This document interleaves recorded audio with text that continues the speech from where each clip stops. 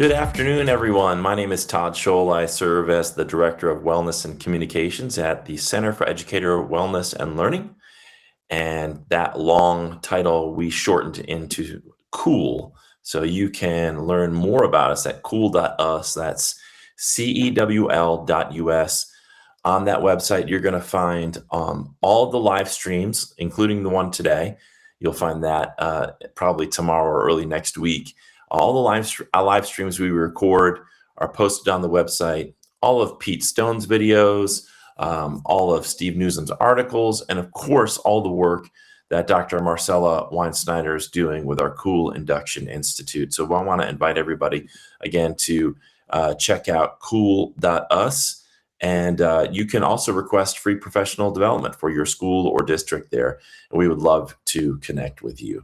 I also want to let you know that CEWL wouldn't exist without a grant from the National Education Association. We're working on off of the GPS grant, and of course, partnering with their state affiliate here in South Carolina, the SCEA. And right now, you can join the SCEA at no cost until September. So in other words, you join now on April 30th, you won't pay any dues until September. So you get the whole month of May, June, July, August, and then September, your dues would start coming out. That gives you an opportunity to see how incredible this organization is and all the benefits that NEA provides. And of course, being a part of an advocacy organization that has three tiers, your local association, your state association, and a national association. And we feel it's important to advocate at all three levels, because if we don't, we're missing out on an important component. It's like a stool, and if you only have one or two legs, it's not going to stand very well. So we have to be advocating at all three levels, and you can do that by joining the SCEA. Well, today we have a special guest. We're being joined by this inspiring leader whose journey really embodies resilience, purpose, and transformation. Her name is Dr. Lashawnte McCray-Sarvis. I've known her for a long time because we both had our formative years in Conway, South Carolina. She is a principal, a speaker, author, and founder of LeeJane's Counseling. From her beginnings as a single teenage mother in Conway, South Carolina, to earning her Ph.D. in organizational leadership, her path is a powerful example of what perseverance and faith can achieve. With years of experience as both a classroom teacher and school leader, Dr. McCray-Sarvis is deeply committed to creating equitable, empowering learning environments. And she's also the author of 2 books and the host of The Road to an Effective Classroom Environment. And I was honored to be a guest on her show. And on that show, she shares insights to help educators thrive. Today, we're going to dive deep into her story, her work, and what it takes to lead with purpose in today's educational landscape. She has an upcoming book called The Woman, the Vision, the Destiny. We'll invite you to check that book out. But without further ado, let's bring on Dr. Lashawnte McCray-Sarvis. How are you doing today, Lashawnte? I am awesome. Thank you for having me. It's good to see you again. And I want to thank you for having me on your show. And I really enjoyed the conversation we had there. And just, and maybe in the comments on Facebook, we can post the link to that, because I think your show is great. And I really enjoyed doing that episode with you. Well, thank you. You were one of my favorites. Oh, great. Thank you. Thank you so much. So, obviously, when you share a bio, it captures just a little snapshot of a person. And I always like to give my guests an opportunity to tell a little bit more about themselves that goes beyond the bio, so that we kind of get to know you a little bit better. So feel free to just expand on your bio and tell us a little bit more about Lashawnte. Okay. Well, the bio, it is a generalization of who I am. And but who I am, I have evolved since those years of being a teenager. No one believes me when I say that I was quiet in school, that I wasn't outspoken. They don't believe me because they look at me now and they say, "Oh, you are very much outspoken." But but I have evolved into an individual that has a passion for education, a passion for learning, and there was a point in time in my life when being a teen mom where I did not think that I was going to get to where I am now. I knew I had goals and I knew I had um, ideas of what I wanted to do. I always wanted to go to college, but having young people so young myself, Yeah. there were a lot of people back home in Conway that didn't think I was going to make it and even said it. And so I'm happy that I am where I am, a thought leader. I'm still Yeah. in education, year 29. I love just helping our young people to figure out what it is that they want to do with their lives. What was, maybe it's more than one thing, but can you pinpoint what was the catalyst where sort of things shifted for you and you knew, okay, I'm going to take the situation that I'm in. I can't go back in time and change that. And you probably wouldn't want to. Well, No. what was that sort of pinpoint moment where you said, no, I'm going to, because I can tell you mine, but I want to hear yours. Like, what was your sort of catalyst for change? So my senior year, because I had my son the first day of school, first day of my senior year, but shortly thereafter I had my daughter, and so when I walked across that stage at Conway High School, I was pregnant, and I had been applying for colleges while I was home on homebound, and the light bulb came on when I had a conversation with a teacher who asked me some very crazy questions, and I said at that point, I am going to college. I don't care what anyone says. That meant my family, my mom, everyone, because they said, how are you going to do it? So I didn't go to where I wanted to. I wanted to go to UNC in Charlotte, but I wanted to stay close to home so I could have that, support from my family. So going to Coastal Carolina University was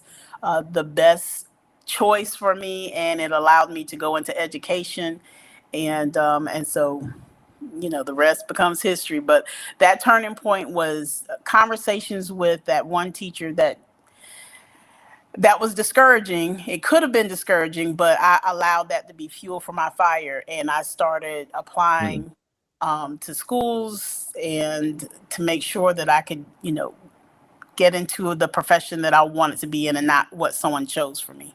So that's kind of interesting. So a teacher said something to you that was under a lot of circumstances would have discouraged a student, and you just took that and said, like I'm going to take that and I'm going to prove you wrong. Was that kind of like Yes, yes. yeah. That teacher, along with, many others that thought, I wasn't going to be able to do it. But that one teacher, and it was a teacher that I loved. Just, I loved everything about her class because it was a challenging class. I was in AP and honors, classes, and so I had a full load of classes my senior year, and this was someone that I, admired, but the things that she was saying to me that day were very discouraging, and I did not really take those very well. I was very, again, quiet, and I kept those things to myself for a long time. Mhm.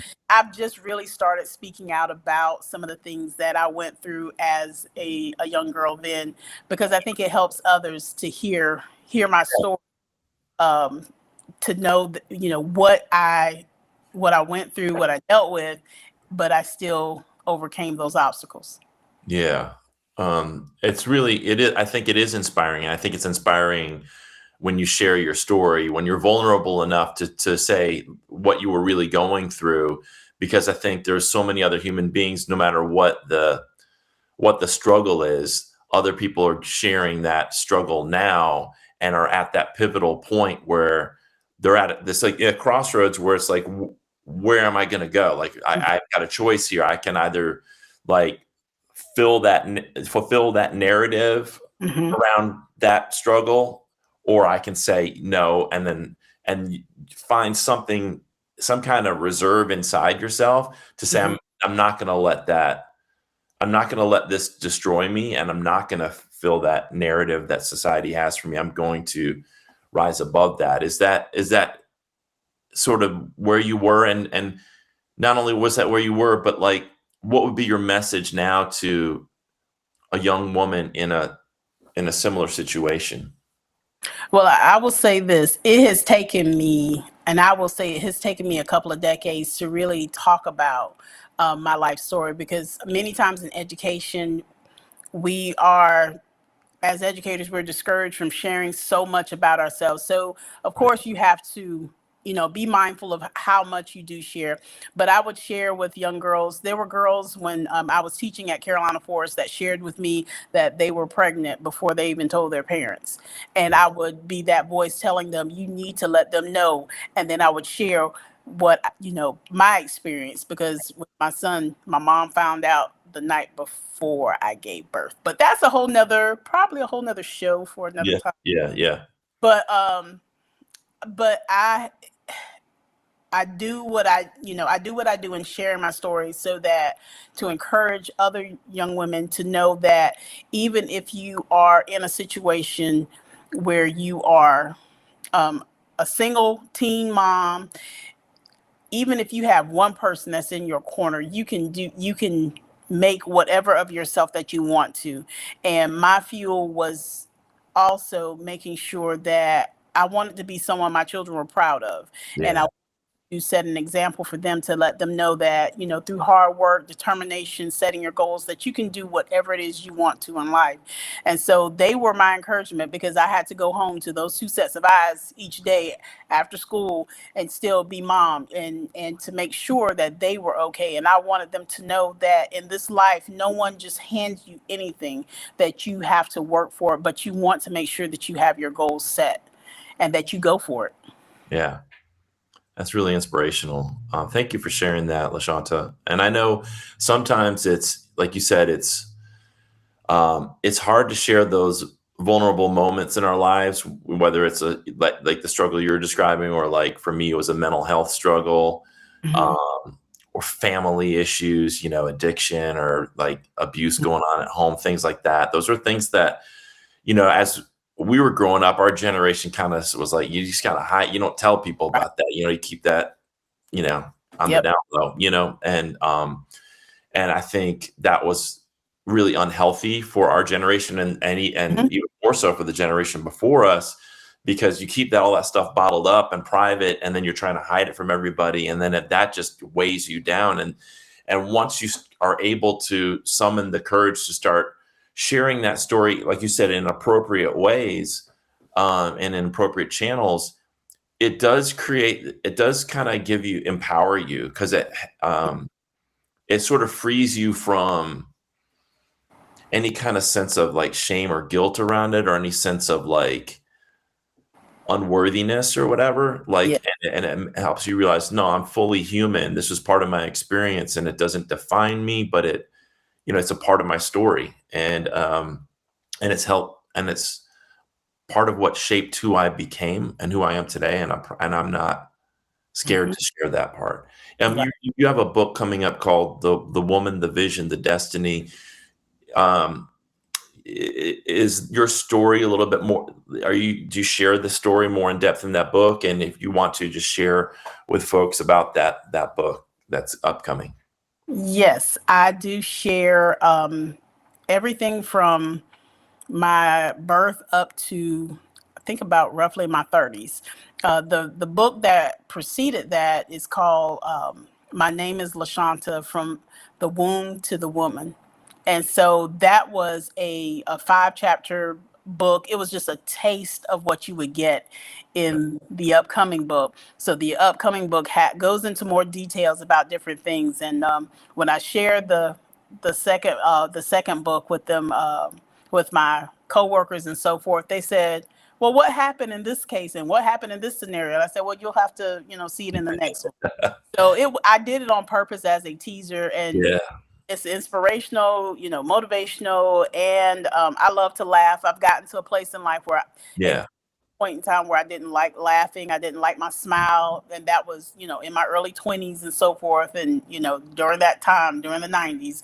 But now, I'm probably the one that laughs the most at work and keeping everybody else going, that kind of thing. Yeah, that's cool to hear. So for those watching, Lashawnte and I worked together at Carolina Forest High School for a time, and that's how we get to know each other better. I think our paths probably crossed at Conway High School, or but like where we kind of got to know each other better was at Carolina Forest, and I'd like to. I love hearing your origin story, because I think that in a professional setting we tend. I mean, maybe with a couple of close confidants, we share that origin story, but we tend not to do that with colleagues that we don't know super well. I want to pivot to your professional life, and as you became a teacher, and now as an education thought leader. What are some things that your work is focused on now, and what are some things you'd like to share with people about the work that you're doing now? So I did a rundown of everything that I help people do, and there are items that I have written down that I have been working on, and how people formally and informally. One of the things that really caught my eye as far as why I began LeeJane's Consulting was that I saw a need for international teachers to have more support. They get support at the district level and they get support at their schools, but when I was working at Hayward Gibbs Middle School, we would refer to the 29203 as the zip code. If you work in the 29203, you really need to understand and love these children, because children are the same everywhere. But when it comes down to the community and some of understanding how parents operate and understanding what's going on in the community after the students leave school, the international teachers that were coming through that school, they had the content knowledge, but sometimes they the classroom management piece. So that's why I began the consulting business, because I started with that idea of wanting to help international teachers to be acclimated, and that's working with them one-on-one with mentoring, because it's an ongoing relationship. It's something that they need support, that is not just once a month where you go to a meeting and your whole group, and you need to talk about the needs and understand that area that you are living in, because most of the teachers they move into those zip codes to live. So work with doing professional learning for international teachers, as well as I have my certification from CAP Institute in working and doing coaching. So I do individual as well as group coaching, and that's life coaching and personal development. I understand you have a presentation coming up this summer at the Southern Regional Education Board. I get that right? SREB? You are correct. Yeah, okay. So do you want to talk a little bit about what you'll be presenting on? So in that presentation, because I work at a career center, I work at Hayward Career and Technology Center here in Columbia, South Carolina, where my principal just was awarded SCASA. He is the SCASA Administrator of the Year. Wow. For South Carolina. So he just found out a couple of days ago. But in working at the Career Center, just wanting to make sure that learning is taking place for the students, where you make learning visible.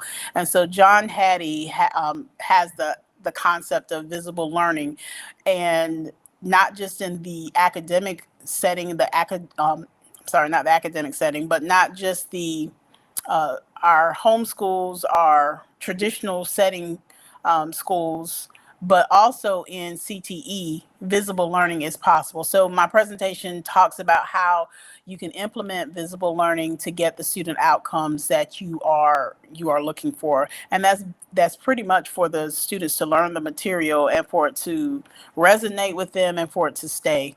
And talking about which strategies has the largest effect size when they're in the classroom. Yeah. One of the things that is sort of in the forefront of teacher advocacy right now is this idea of these classroom discipline, classroom management, and the sort of behavior of some students.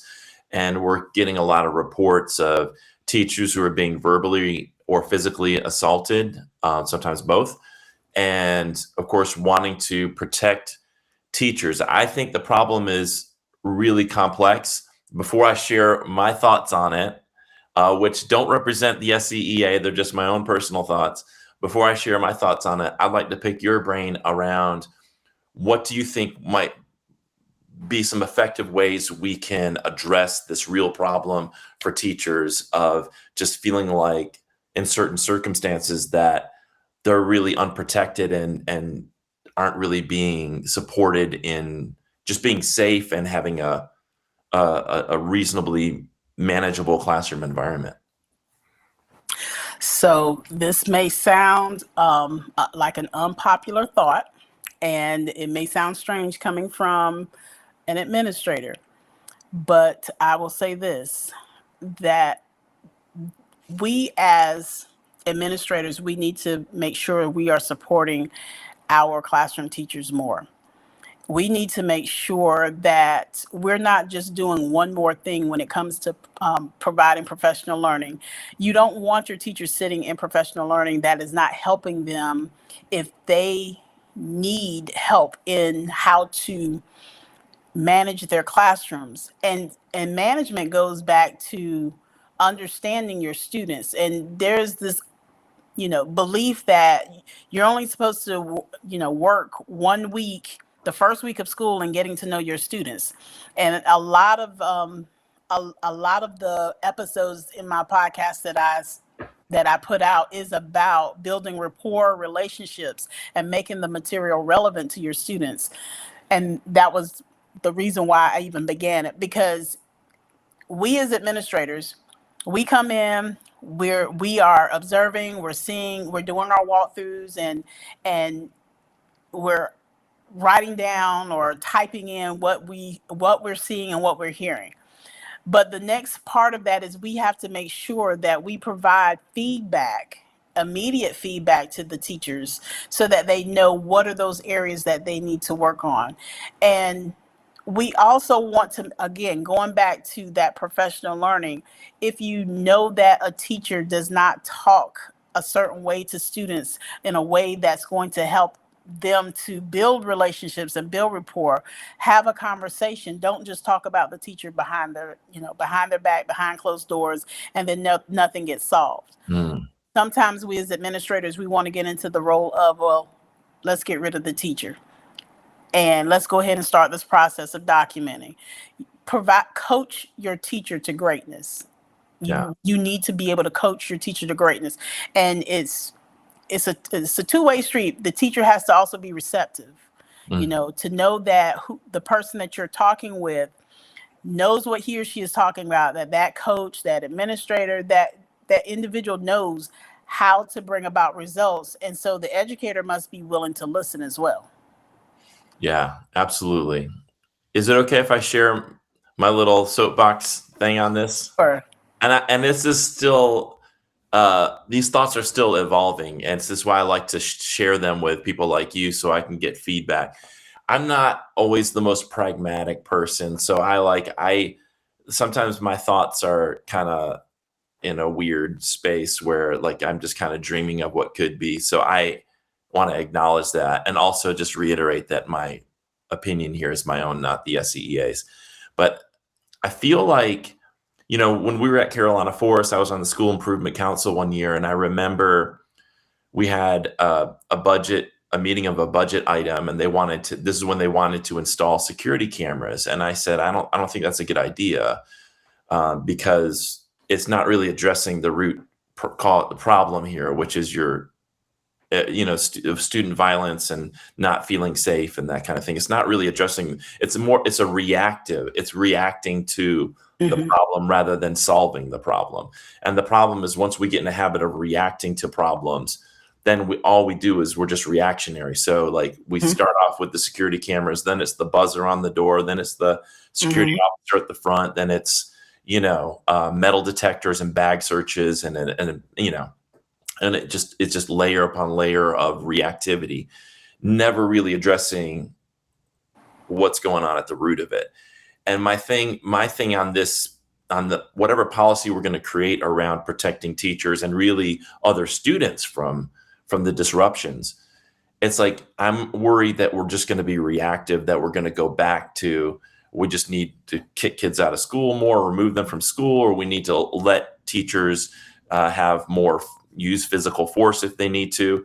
And those things may be pragmatic, but they seem reactive, and they don't seem to be getting to the root cause of why are kids behaving this way. Because I think kids, it's like a cause and effect. Mhm. I feel like we're not looking at the system of education that puts 2 or 3,000 kids in a cinder block building all day, doesn't really let them go outside, doesn't give them much choice, and we've turned them into quasi penitentiaries with all these securities systems that we have. And then there's so many kids rattling around that we have to create these command and control structures where we can't really get to know kids on an individual basis because there's just too many of them to control. And then they feel that they aren't articulating it, but their nervous system feels the dehumanization and then is reacting in a way that is actually sane given the environment that they're in their communities and in the schools that they go into. Never mind like the pressures of standardized testing and what that does to Mhm. the relevancy of the curriculum and the pacing of the curriculum, and just looking at kids as like a data point.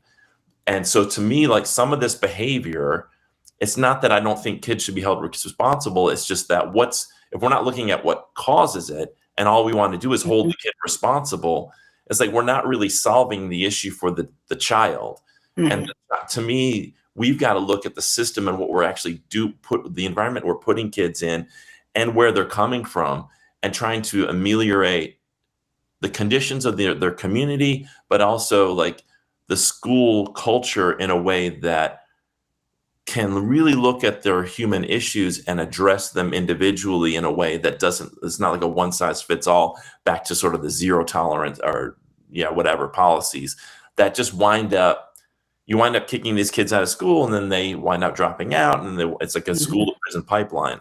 So that's my concern in all of this, is that we're reacting and not really addressing the systemic issues. So I've laid all that out there. Tell me where I'm wrong. Tell me what you think. Push back. Whatever. Well, I agree with you. Because when those conversations were happening way back then about, the buzzer on the doors, and when we did finally get the metal detectors, it was different. Even the conversations with the students, they felt like, oh, this is, it felt like a prison, at that point. And now even in my district, metal detectors are now in, as of what, three, I think this is the third year, are fully in every school. And that's one of my duty areas, is I'm at, metal detector in the morning time, and the kids are coming through, and I can, when the students first started coming through and the beeping is going off, Yeah. they get tired of hearing that buzzing, because not only do they go through it at Hayward, they have to go through at their homeschool as well. And Right. so just taking everything out, it's like the joy in their faces, any joy that they had, it leaves. And so we try to, you know, greet them, and Yeah. saying good morning. I'm, saying good morning, and if we see someone that looks upset, or they look down, or if they're frustrated because they have to walk back through, we're trying to make sure that we make the experience better for them, because of where we are right now. Should we have metal detectors in school, at this point in time? I think if schools were smaller in size, if the number of students coming through were smaller, there may not be that need because you are able to get to know the students a little bit more, a lot better. I think people forget that in these schools, because when we went to Conway High, it was 2,200, Right. and we have high schools that are still that much, if not more. And it's the kids outnumber the adults. They outnumber the adults, and people don't understand that. So if there is a situation, as much planning that you go through all these drills, lockdown drills, the kids still outnumber us. Right. And so you want to make sure that they're safe, but it goes back to, I agree with you. We have to do more about finding out why our students are acting and reacting the way that they are. I'm all about bringing a student in, seeing if they need counseling. I will talk with students myself, and so that's a part of who I am as well. Is that I'm always looking and watchful to see how students are coming in. Mm-hmm. And if they're coming in a way that they're angry, they're frustrated, they're crying, I would be crazy to look away and not address that. Yeah, and I think it's not like, sometimes when I talk about this, people feel like, well, we have to hold these kids accountable, and I'm like, yeah, but we also need to hold politicians accountable who are doing nothing to address poverty, who are doing nothing to address what's going on in some communities. Who aren't providing adequate health care to people, including mental health services. There's and we're not holding adults accountable for systems that we adults create. The kids don't create the systems; they're just in the systems. Like, we create the education system, and we're the ones that have allowed. Educators are the ones who have allowed this accountability system, which is kind of created a lot of the problems, because it forces us to really focus on test scores rather than the human beings in who they are. And this is one of the things when I critique this, because I hear what you're saying, like, and it's beautiful, like, yeah, they're coming through the metal detectors and there's bag searches. We're trying to smile and make it as humane as we can. Yes. The adults in the building are trying to make an inhumane system as humane as they possibly can within that context. They're just as much the victim sort of here in the system, if not more so, because the kids can finally graduate. But the folks like us who've been in the game for a long time, we have to deal with the system day after day after day after day, year after year. It's tiring. It gets tiresome at times. It can be very tiresome. And I'll admit that the first year of the metal detectors being in full use every day, I was very tired. I was very tired because I hadn't done that since back when I was assistant principal at Loras High School. So metal detectors are coming to Columbia or to Richland 1. They were behind the 8 ball, and that was actually one of the questions I asked when I was interviewed and came in is are there metal detectors, because that's what I came from, and coming from Warri. And my mindset is kind of, I feel like we're at a time where we need them, so I'm not against having them in the schools. I think it's a better way to do this so that it's not so cumbersome for our students, and because of how much they have to take out. I understand the whole issue of making sure we are safe, the students are safe. I get that. Yeah. As you said, we have to go back to some root causes for a lot of things that are happening, going back to what's going on in the communities, and making sure that our lawmakers know that we can't keep turning a blind eye to certain things. Yeah, I just hate the idea that it feels like we've just given up and we've just said, because I agree with you. I understand why there's metal detectors. It's really to make parents and students feel safe after there's been these incidents of violence. And there was one at Carolina Forest High School, there was this incident, and then it was like a week or two later, that's when the metal detectors came in, right? Yeah. And it's like, and that helps the parents feel like, okay, at least they're doing something about it so that I can send my child there and I feel safer now, right? So it does feel safe, but it's like, to me, does society want to say, okay, we just give in, that's the way it's going to be, and anytime there's this security issue, we'll just layer on more of this, or should the idea be like what? Why don't we work towards getting to a place where we don't need the where like shouldn't the goal be at one point in the future, let's try not to even have a need for metal detectors or buzzers or security cameras anymore, where kids can go to school and not feel like they're like being monitored and actually feel safer. Because I do think psychologically, even if it's subtle and sort of subconscious, when you walk into a building and you have to buzz in and there's security cameras and there's security guards and there's the dogs that come and do drug searches, that sends a message to the nervous system. This place really isn't safe. Yeah. You know, this is not a safe place. This is a place where it can be dangerous. And to me, we as a society the goal should be to create the most safe and healthy environments for kids and students. And it feels like we just keep doubling down on reactivity. That's my thing. But I do get your point of just like pragmatically, like right now, we can't snap our fingers and make society the way we want it. And we want everyone to be safe like that. It would be great. You know, if one thing about being at the Career Center, we have very little issues when it comes to discipline and so forth. And it would be great to have more schools that were Career Center oriented, because it's smaller class sizes. You have that opportunity to get to know the students a little bit more. You get to see them doing real world, activities. And to me, that would be beneficial, because I've fallen in love with CTE, and I see the benefits of it across the board.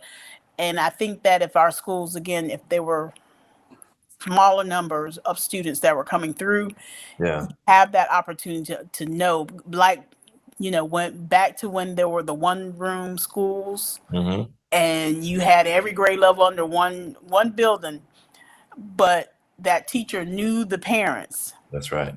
That teacher knew the child, could have his or her back turned and writing on the chalkboard and know if something was thrown across the room, who it was, whether it was Johnny or Valerie.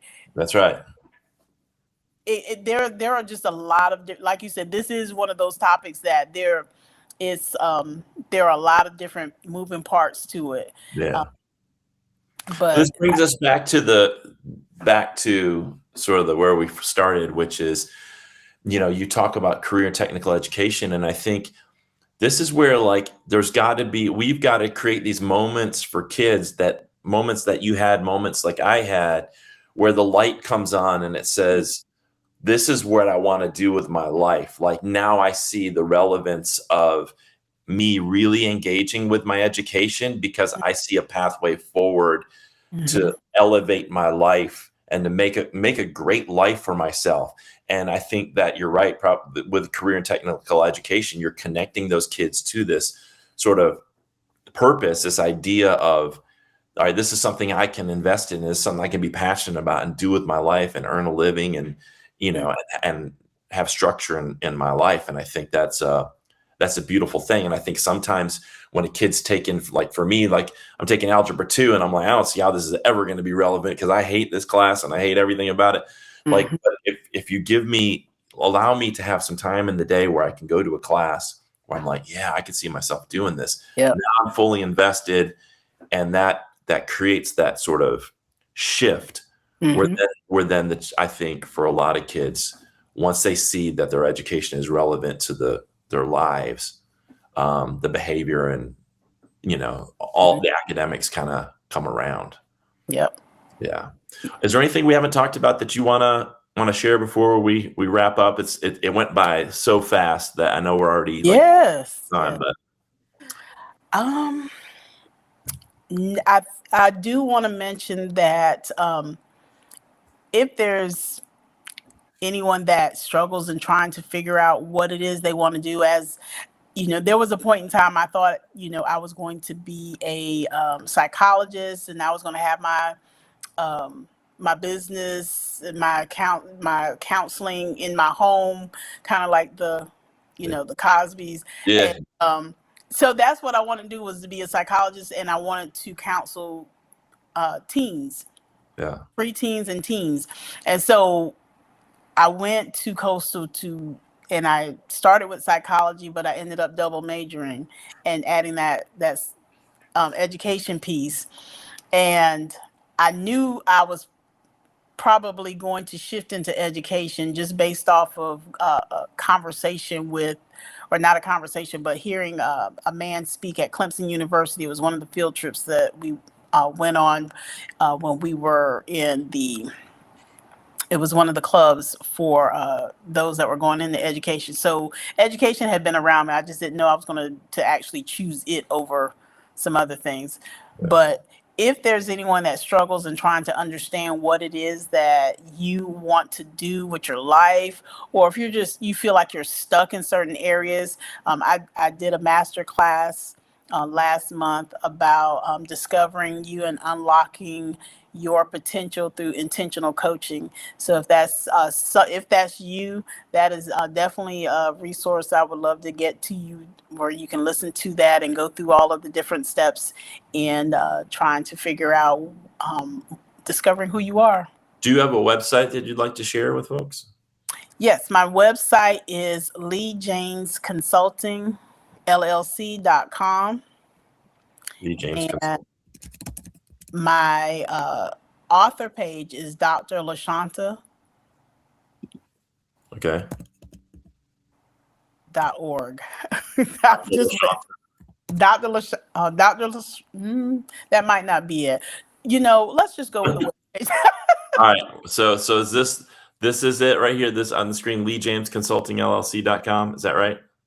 And Jane, Jane. Oh, Jane, not James. LeeJane. Sorry. LeeJanes. Yes, it's a combination of my dad's middle name and my mom's. I got you. So let's see if they got it right now. LeeJane Consulting, is that it? That is it. All right, cool. All right.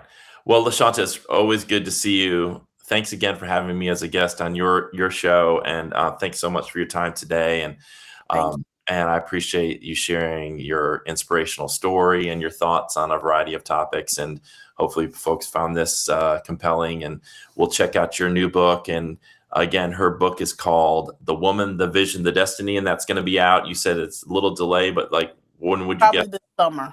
This summer. So August. Okay, so by August, look for the book, "The Woman, the Vision, the Destiny" by Dr. Lashawnte McCray-Sarvis. Lashawnte, it's always great to see you. Thanks so much for your time today. You as well. Thank you. Get together on another show sometime soon. Yes. All right, take care. You too. All right, everybody. That was Dr. Lashawnte McCray-Sarvis. Again, her upcoming book, which will be released hopefully this summer, "The Woman, the Vision, the Destiny." And if you are in need for some coaching, you can go to her website, LeeJaneConsultingLLC.com, right here, and connect with Lashawnte there. I have a few things I want to share with you before we sign off. First is, as I mentioned before the show started, you can join the SCEA now at jointhescea.org, and you can do that if you are working in a public school in South Carolina. And it doesn't matter what you're doing. You could be a classroom teacher, you can be an administrator, you can be working as a bus driver, a cafeteria worker, a front office staff, custodian, whatever you're doing. As long as you're working for a public school, we have a membership for you. And you can join right now at no cost until September.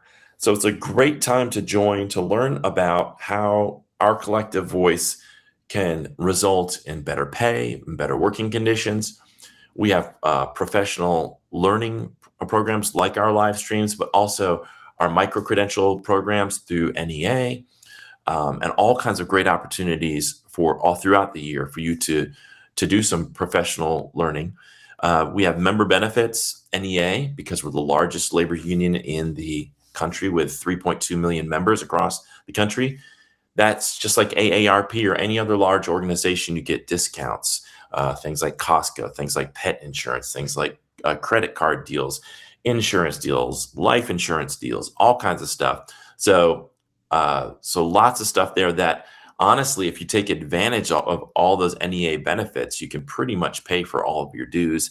And those dues you wouldn't even pay till September.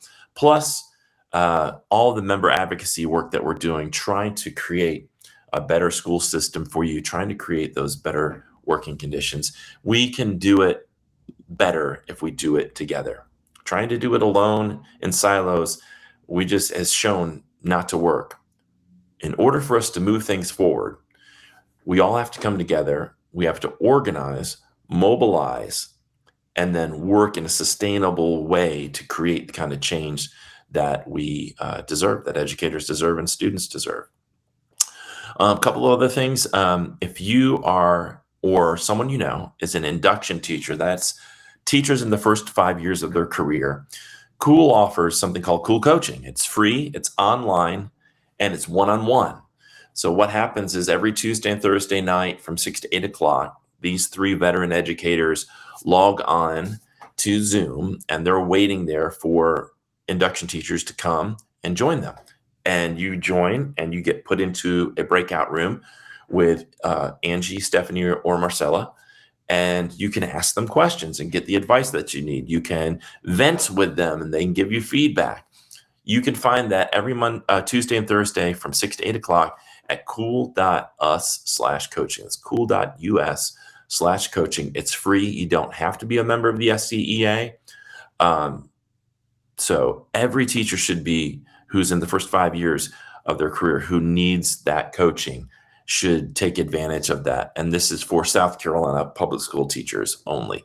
Want to also mention that if you're not following us over on Instagram or TikTok, you're missing out on some cool stuff with Alex Del Castillo. And I'm going to put those links up here for you you can screenshot it or whatever you want, take a picture of it with your phone, however you want to do that. But over on Instagram, it's Instagram.com/the_SCEA_. And on TikTok, it's just TikTok.com/@the-SCEA.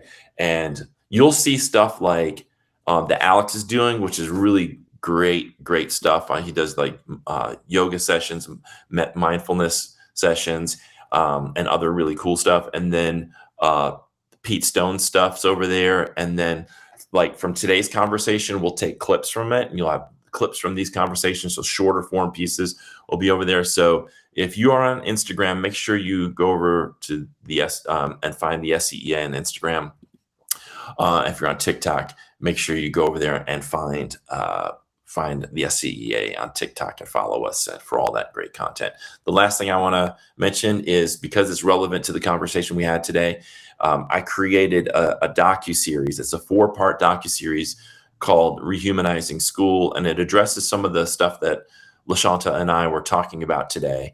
And it shows a vision of what schools could be like if we prioritized people's humanity instead of treating them like data points and treating them like almost like livestock. And there's these command and control structures that we've built because of the accountability system and because we're trying to do things as cost efficiently as possible. And we wind up with systems where you have to have metal detectors, where you have to have bag searches, where you have to have security cameras. How do we get away from that? How do we build a system where we can remove those things? Well, I don't have all the answers, and neither do the schools that I present in this documentary. But this is a conversation starter. It's a way for us to start that conversation rather than constantly going to these reactive policies and these reactive kind of ideas around how we solve the problems. Maybe it's time for us to have a conversation around the structures, around the structural issues, the systemic issues that are creating a lot of these problems, and so that we can actually get to the root of the dysfunction and solve the problem once and for all, instead of just reacting to it with more security measures, more ideas of like kicking kids out of school or like arming teachers and just draconian nonsense like that. Let's go let's have a conversation about it. So go to cool.us/rehumanizing school. It's a free 4-part series. I want to invite you to watch it, send me feedback on it. If you want to visit these schools, I can facilitate that for you so you can observe what's going on at these schools. It features 2 small schools in rural Southwest Virginia in a county called Floyd County. The county has 1 stoplight in the entire county. And there are some amazing things happening at these schools. And I just want to invite you to check it out. It's a documentary I created a couple of years ago, and hopefully some of you folks will watch it. Well, thanks again to Dr. McCray-Sarvis for her time today. Thank you for tuning in and watching. And for Teacher Appreciation Week, I hope that every teacher in the country feels appreciated, because you deserve to be appreciated every day of the year. What you do is important. What you do matters. What you do is challenging and difficult at times. And we at the SCEA love you and support you, and hope that you'll become a part of our organization so that we can love each other together and create the kind of schools that you deserve. Until our next live stream, I hope you have a wonderful week and you take care. Bye-bye.